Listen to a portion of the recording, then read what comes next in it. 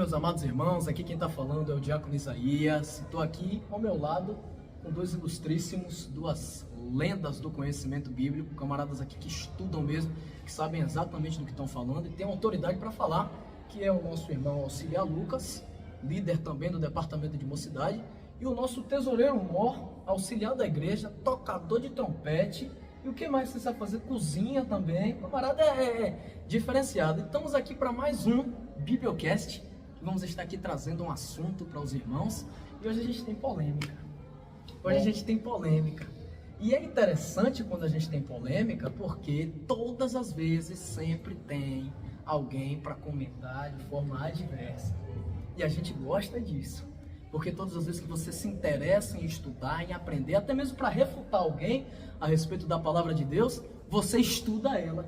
E é esse o propósito desses vídeos. Então, não se esqueça de, antes de estar terminando de assistir, se inscreva no canal, deixe seu like, ative o sininho para receber as notificações cada vez que a gente mandar aí um vídeo novo e compartilhe esse vídeo para mais irmãos também estarem tendo acesso à palavra de Deus, assim como você está tendo neste momento, ok? E qual que é o assunto de hoje?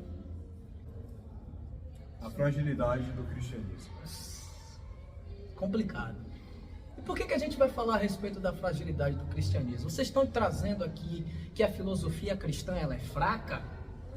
Vocês estão trazendo aqui que os ensinamentos bíblicos a respeito de Jesus no Novo Testamento são ensinamentos frágeis? Negativo. Mas quando nós trazemos cristianismo, nós estamos falando do cristianismo atual, como ele é pregado.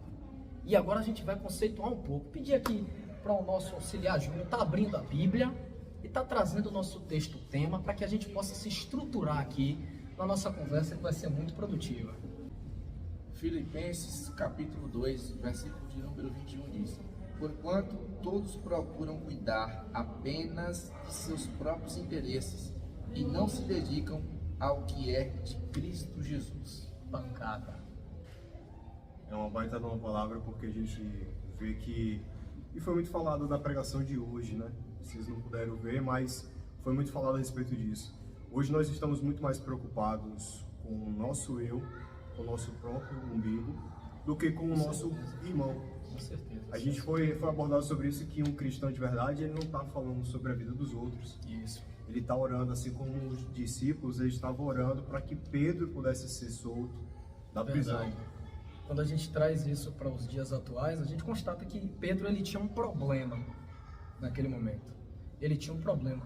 E a igreja, isso trazendo agora o conceito de igreja para as pessoas da igreja, não podia ser mais um problema na vida de Pedro. Exatamente. E hoje a gente se depara com isso. Exatamente. Hoje a gente se depara com um cenário em que quando você, dentro da igreja, tem um problema, as pessoas elas são mais um problema. É aquele pensamento assim, aconteceu isso comigo, ninguém pode saber, senão o povo vai me Crucificar. Isso é um dos pontos que tem fragilizado o cristianismo de forma hedionda, porque as pessoas elas deixaram de entender como é que ele funciona. Não é verdade? Exatamente.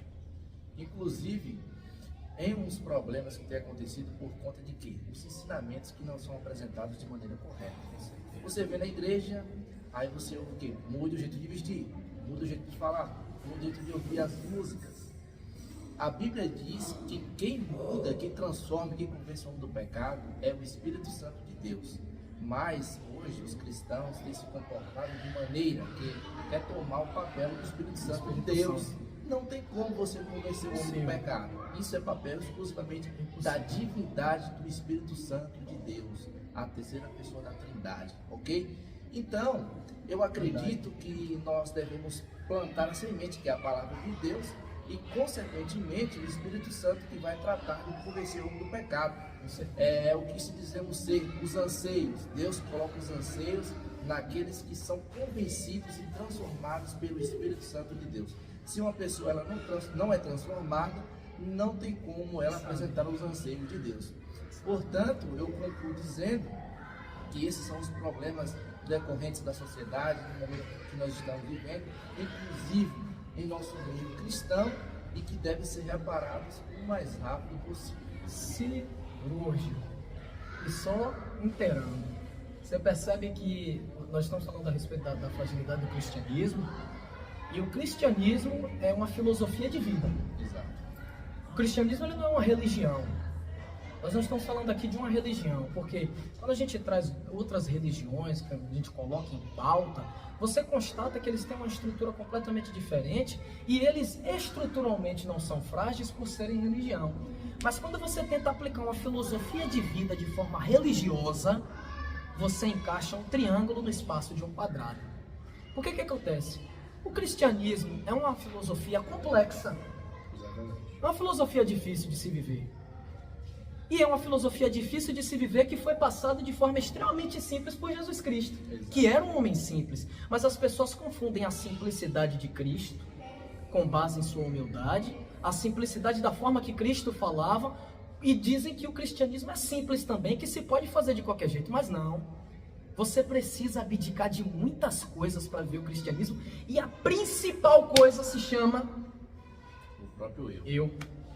Então, quando você tem um ponto de vista a respeito do irmão, que ainda está passando por alguma transformação, você não pode usar o seu eu e querer ir para cima dele para falar, não, você é isso, você é aquilo outro, porque se você não prega o Espírito Santo com sua vida, como é que a obra do Espírito Santo vai acontecer na vida do irmão?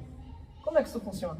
Exatamente. O cristianismo está bagunçado. Hoje a gente abre as redes sociais e a gente escuta o quê? O que a gente encontra? Atrocidades. Atrocidades, amigo. Escândalo, pastor traindo, divórcios exacerbados dentro da igreja. Pastor, eu vou falar essas coisas. Falar essas coisas. Mesmo que dê dislike, eu tenho que falar. É pastor casando 2, 3, 4, 5 vezes. Você vê pessoas que estão aí em cima de altar, pregando e com a vida completamente desestruturada e pregando para uma multidão. Porque o fato deles terem a vida desestruturada atrai pessoas com a vida desestruturada, eles pregam de qualquer jeito. Correto. É muito fácil, Lucas. Você atrai aquilo que você é. Muito fácil. A gente falava no exército. A tropa é o espelho do guia. Exatamente. A tropa é o espelho do guia. E tem um problema acontecendo em relação a isso, é que o quê? Tem uma multidão que é leigo, que não conhece muitas escrituras. Aí essas pessoas que têm um conhecimento já, meus amigos, aprisiona as pessoas. Aprisiona as pessoas. Eu já até conversei com o nosso irmão Júnior sobre isso. E a gente vê um cenário que é o seguinte: o falso profeta, ele é o castigo de Deus para o falso cristão. É verdade. Porque um falso profeta, ele não é uma pessoa desentendida. Porque ele tem malícia, ele é astuto. Então ele vai saber usar a palavra Na maioria das vezes conhece muito mais do que a o gente. diabo conhecia a palavra de Deus tentando Jesus no deserto. Exatamente. Ele vai pegar essas coisas para poder persuadir as pessoas. Verdade. E Jesus disse que isso ia acontecer. Olha que maravilhoso. Há muitos e muitos anos atrás ele falou que ia vir tem falsos ninguém profetas. enganado. Tem ninguém enganado. Todas as pessoas que hoje são enganadas, não são enganadas por um acaso. São por negligência delas mesmas. certeza. E aí vem a fragilidade do cristianismo. Porque as pessoas hoje, elas não estão se aprofundando nas escrituras, elas não estão se aprofundando na oração, no jejum. Então, quando vem qualquer coisa daqui para lá, se é uma palavra de bênção, aí já Pega, foi. abraça, A pessoa pega. venha pro culto da bênção, venha pro culto, você vai sair daqui com a chave do seu Qual é o carro. culto que mais é cheio? Culto de maravilhas. Culto de maravilhas. Exatamente. Culto de maravilhas, enquanto em contrapartida, na escola bíblica dominicana, Exato. você aprende a palavra de Deus, que é o que vai fazer o trabalhar na sua vida, e é o que transforma o cristianismo de fato dentro de você, porque você não pode viver uma filosofia de vida sem que essa filosofia de vida seja refletida em todos os setores da sua vida. A EBD ela é vazia, o culto de terça-feira esvazia às vezes. Então a gente precisa entender onde é que está o problema. E agora, para fechar, uma metáfora, estava comentando com o Júnior também. A gente enxerga o cristianismo hoje em dia, da forma que ele é aplicado, como o Brasil. Eu ia falar isso com ele, mas aí eu peguei e me retive na hora de falar, porque eu pensei assim, não, eu vou deixar para o Bibliocast, que a gente vai gravar. A gente aqui no Brasil tem lugares, nós somos um país que tem um PIB per capita e recursos naturais para ser um país de primeiro mundo. De fato. E nós temos lugares aqui no nosso país, na nossa nação, que não tem nem saneamento básico. De fato. Mas o que é levado para ser discutido lá no Congresso? Todes, menines, Redes sociais. rede social. Enquanto os problemas maiores são completamente ignorados, problemas irrisórios e às vezes até inexistentes são tratados como se fosse prioridade. Elas criam problemas. Tratados como se fosse prioridade. E tudo isso para desfocar o brasileiro da realidade. As pessoas que estão mediando o cristianismo hoje em dia estão fazendo a mesma coisa. Estão pegando problemas inexistentes e problemas que não vão ser resolvidos por nós, que só podem ser resolvidos pelo Espírito Santo, e estão trazendo como pauta em cima do altar. E o que a gente tem de pregar mesmo, que é o amor a Deus, que esse homem aqui sempre fala, que é oração, que é o trabalho do Espírito Santo, a gente não fala mais.